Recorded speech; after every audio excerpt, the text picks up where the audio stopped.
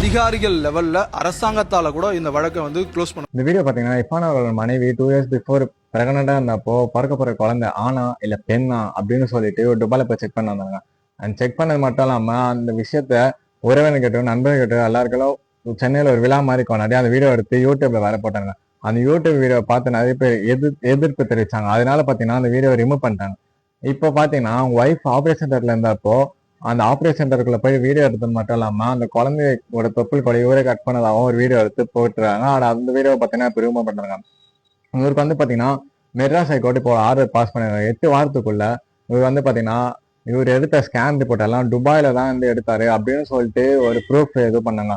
அப்படி இல்ல ஒருவேளை இவர் இந்தியாவில எடுத்தாருன்னா 1994க்கு அப்புறம் பிசிபிஎன் டிடி ஆக்ட் படி இவர் மேல மட்டும் இல்லாம இவரு கூட இருந்த அந்த இந்தியன் டாக்டர் அவங்க மேலேயும் 3 இயர்ஸ் வரைக்கும் ஜெயில் தண்டனை கிடைக்க நிறைய வாய்ப்பு இருக்கு. அது மட்டும் இல்லாம ஃபைன் போடவும் நிறைய வாய்ப்பு இருக்கு.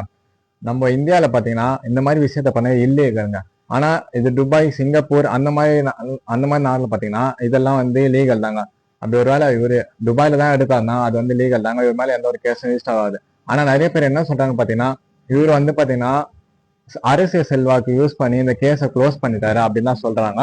அண்ட் இந்த வீடியோ பத்தி நீங்க என்ன நினைக்கிறீங்க? உங்க ஒப்பீனியன் மறக்காம கமெண்ட் பண்ணுங்க. இந்த வீடியோ நிறைய பேர் ஷேர் பண்ணுங்க.